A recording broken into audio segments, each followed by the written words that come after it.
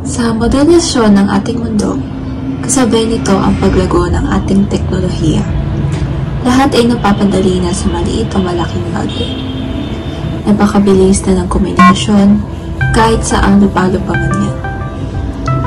Sa pagmodernisasyon, kasabay nito ang artificial intelligence o kung tawagin nila ay AI. Kaya nito mag-generate ng kung ano-ano, essay, pictures, o di kaya ay videos na hindi gawa ng tao, kundi gawa ng mga computer. Ngunit ang mga ito ay nagagamit din sa masama. Kaya na rin itong gamitin sa pag-generate ng mga fake news na kayang manloko ng mga tao. Dahil sa kakulangan ng regulasyon sa Pilipinas sa babahalang Department of Information and Communications Technology sa posibleng epekto ng fake news, kabilang dyan yung mga kumakalat na deepfake o yung mga pineking video. 비서실장 줄레이카 로페즈의 부위형警察 Mandarin副总统萨拉独特尔的 chef de cabinet at French. Mga bagay na siyang makakapahamak ng iba. Kaya kailangan natin magkaroon ng kamalayan ukol sa mga ito.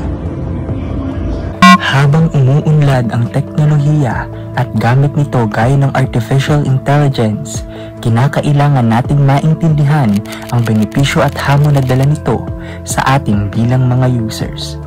Kailangan nating matuto upang magamit natin ito ng wasto. Dahil sa paggamit natin ng wasto nito, magagamit natin ito sa pag-unlad ng ating mga sarili, gayon rin ang iba. Sa pag-unlad gamit ang teknolohiya, kinakailangan natin maging matalino at maging maingat. Sa pag-unlad ng teknolohiya, mas mainam ang may alam upang hindi maloko. Maging maingat at huwag maging komportable sa paggamit ng AI. Kinakailangan nating tandaan na ito dapat ay ginagamit lamang bilang gabay. Gabay sa pagsabay sa pag-unlad ng teknolohiya.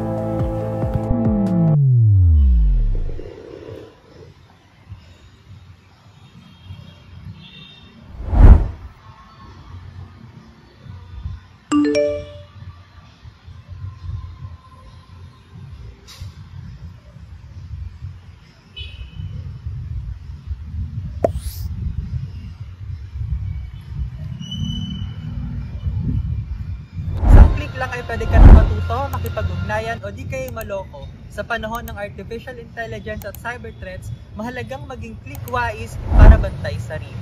Unang hakbang, ang decoding. Dapat matuto tayong bumasa ng mga palatandaan online, katulad ng phishing emails na makaminlang o links na may malware. Ganito rin ang AI. Kailangan nating maunawaan kung paano ito gumagana bago natin. Ikalawa, mean-making. Dapat alam natin kung ano ang ibig sabihin ng impormasyon. Ang AI ay mabilis talaga magbigay ng sagot, pero hindi lahat ay tama. Ang mahalaga, tayo mismo ay umuunawa. Ikatlo, ang analyzing. Kailangan suriin ang pinagmulan ng impormasyon. May mga bias, mali, at minsan, peking datos. Tandaan, ang AI ay parang stochastic parrot. Gayang-gaya ang wika nito, pero hindi totoong nakakaunawa. Ika-apat, using. Dapat mailapat natin ang natutunan natin sa iba't ibang sitwasyon, sa paaralan, trabaho o komunidad. Sa edukasyon, gamitin ang AI bilang katulong, hindi kapalit. Sa pamilya, turuan ng isa't isa tungkol sa ligtas na password at tamang pagbabahagi ng mga impormasyon. Ang panghuli, persona. Ang ating digital na sarili ay kasing halaga ng ating tunay na pagkatao. Sa bawat post, like o share, makikita ang ating pagkakakilanlan. Kaya dapat bantayan ang ating privacy at digital image. Ayon sa ulat ng Inquirer, 85% ng mga kumpanya sa Pilipinas ay nakararanas ng cyber threats, pero 6% lang ang tunay na handa. Kung ang malalaking kumpanya ay nahihirapan, paano pa kaya tayo sa komunidad? Kaya't mahalaga ang sama-samang pag-iingat. Ang AI ay isa lamang kasangkapan at hindi katotohanan. Sa tamang pag-iisip at gustong paggamit, magiging responsable tayong digital citizens.